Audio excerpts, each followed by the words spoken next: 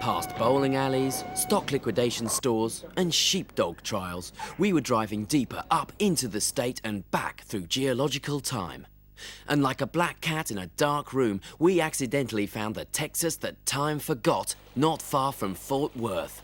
Handily, it was next to our campsite.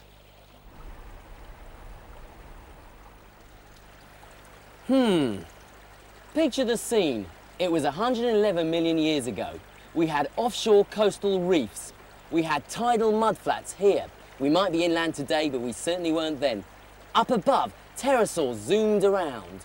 Down below, the distant thunder of sauropods, big fat herbivores munching on grass, pursued hotly by theropods, 30-foot long carnivores after them for meat. Dino prints like this are unique because they're still in situ. You can walk down to the river and have a look at them. They haven't been carted off to some museum millions of miles away. And they must have been pretty large beasts, as this scale model of Big Ben clearly indicates. The extraordinary thing about these prints is that they're very temporary. The river cuts down into them, exposing them, but then erodes them, then exposes them, then erodes them, exposes some more, erodes others. So you might as well catch them today because they'll be gone tomorrow. Although accurately dated to 111 million years old, there are some who believe that dinosaurs weren't on their own. What do you mean there's a human footprint next to a dinosaur footprint? That's a very good question, and I think it's one that needs to be answered. Anti-evolution theories are in the ascendant right now in conservative Middle America. We have unearthed several human footprints, 57 to be exact. We've also unearthed 208 dinosaur tracks. Now, that's very important, simply because that would tell us that they lived together at the same time, that is, humans and dinosaurs. We're thinking that probably during the time of Noah's flood, Christians like James Roberts say they have scientific proof the Earth's genesis took place within 6 days, a mere 6,000 years ago. When was Noah's flood? You know? We think Noah's flood was about 4,200 years ago. So how did you date it? This has not been dated. You cannot carbon date rocks. It's hard, you can't do it. Did you find any microfossils in it, or? No, we haven't found any of those. It's definitely not cement. That's very true. It is definitely not cement. Okay. But the evidence doesn't stop there. If dinosaurs can fossilize in under 6,000 years, says Mr. Roberts, so can man, because he was there too. You can see the cuticle area of this finger, also the fingernail area right in there. And this basically is the wedding finger of about a 12 or a 13-year-old girl. Oh, can you still see the ring mark? No, I don't think she was married at that time. Oh, she had a damaged cuticle, look. Correct. I imagine there's a little bit of erosion up in this area right in here. But Now, you're sure that's not a nodule? I'm very sure. Or a belemnite? I'm very sure. Or a nautiloid? Right, and you think that the skin fossilized? Yes, we think that this fossilized epidermis that goes all the way around, that's very rare, and I think that's one of the things that make this finger here so valuable for the evidences that man and dinosaur lived together. That hammer is... A pre-flood hammer? Yes, we think it's pre-flood because of the things in the hammer that reveal some of these things to us. We're always looking for things, and we didn't know what it was, but it turned out to be a hammer in stone. Whoa, that was handy. Yes. Well, this would show that at least our ancestors were very intelligent people. They were not like apes. Why didn't they wear shoes then? The picture over there with the humans and the dinosaur, do you think they really went sort of hand in hand like that? Yes, they lived together, and we do not think that the dinosaurs were vicious. What, even the ones with big teeth? Blinded by the truth, we now knew that Ronald Reagan was in fact Adam.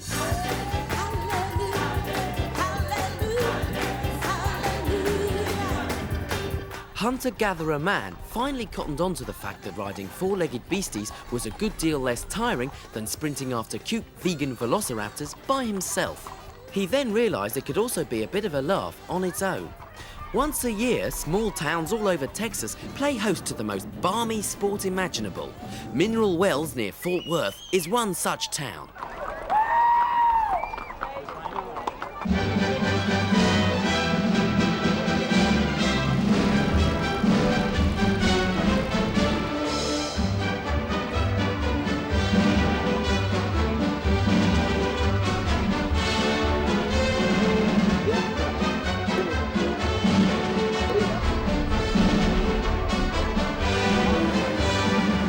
We're selling tickets for the annual rodeo here in Mineral Wells, and have a lot of people will be coming out. A lot of dirt will be flying and the wind's blowing, but usually we have some rain. Looks like we're going to have a good night tonight.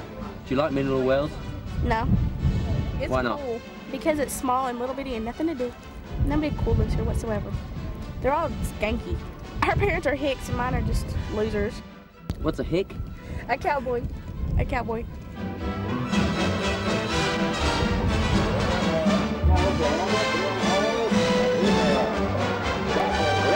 Can I have a cup of tea, please? No, we don't have any tea. No tea. No tea.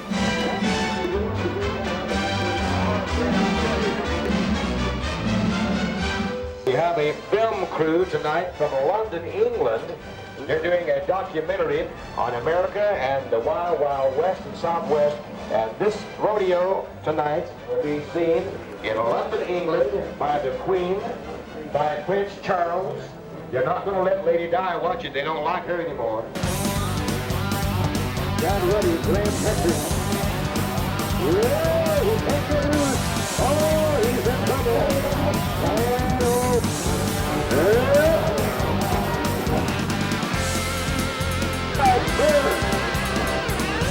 all right.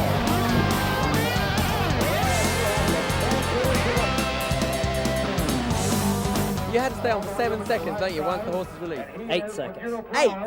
You got to stay on for 8 seconds. Don't seem very long, but when you're up there, it seems a pretty good while. And here's one of It looked like crazy out there. It looked like you'd break your back or something. That's just how you're supposed to ride him. You just got to fall back and spur him. Were you out there? Barebacking. Yeah, how was it? Fun. Why? Cause I'm a cowboy. It's going to work okay this time. Yeah. Well, he can't get off. He's got his hand stuck again. Why don't you just tie your hand onto it? We do. You do? Yeah. Well, does your hand ever get left behind and the rest of you fly off? It does if you fall off, and then you get hung up and you drag, and you could die. You could die? Yeah. Doesn't that bother you? No, because I'm a cowboy. Hang on.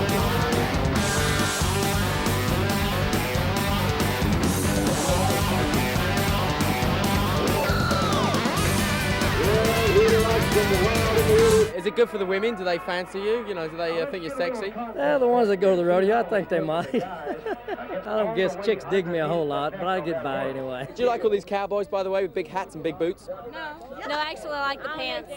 I mean, I bet you body build. No, No? no, just haul hay and build fence and ride bucking horses. Where's your hat? My hat? Your cowboy hat. I'm not a cowboy. You can say that again. The bull riding is harder on the body, and there's a lot more injuries involved in the bull Potential for death. riding.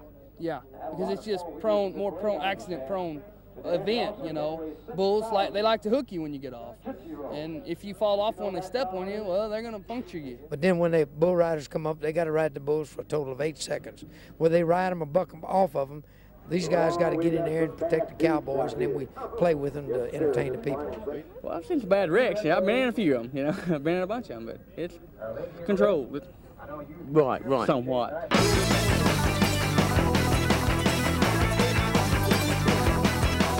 Bull riding now, it's a little different.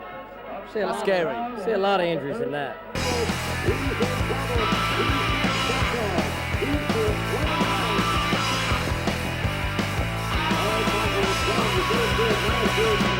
It looks so dangerous, I know. Yeah, and that's what makes it unique, I think, and it's an American sport, and maybe we're not quite as bright, but shoot, it brings the fans, and I love it.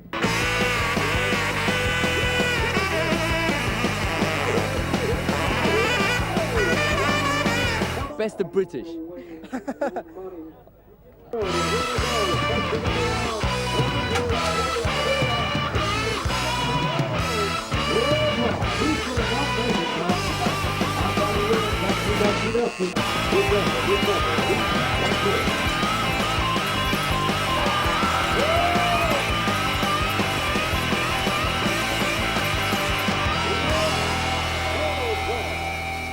Moving into the 21st century, do you think there's still a need for this kind of thing? It's very macho. Yeah. I don't know, it seems like people are defending their faith a bit, I don't know.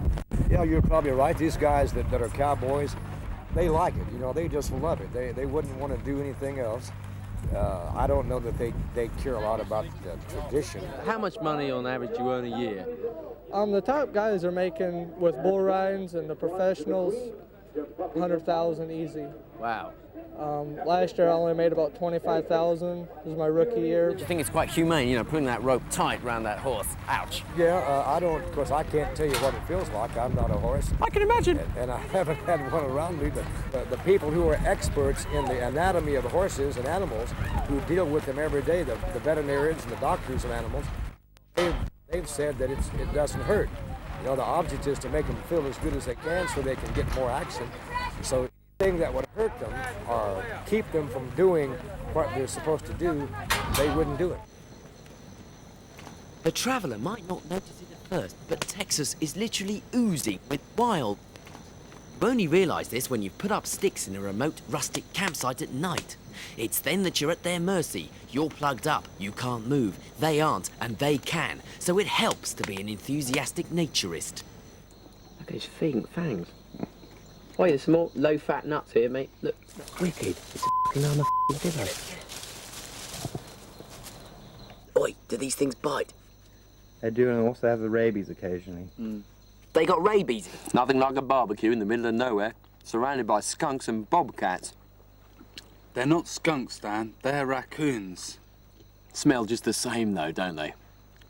If you're a messy cook, you won't be sleeping by yourself in Texas.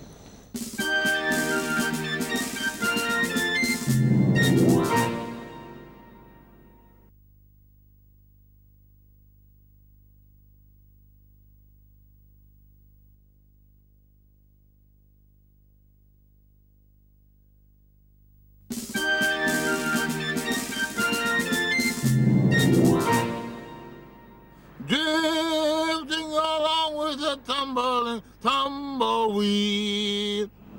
At the end of the leafy drive I'm standing in now is a very busy road leading through the center of Austin, Central Texas. Say! Who would have thought then down the other end of the drive, a mere 100 yards away, people would be living in caravans and prefabs on a permanent basis absolutely voluntarily. Believe me, it's a craze that's sweeping America. You can usually tell who's on holiday and who isn't. It could be the letterboxes, the neat front gardens, the anti-perish tyre covers, all the signs of permanence. What are you doing here? Do you live here? Yeah, I'm a full-timer. This is my house. Don't you feel a little bit claustrophobic here?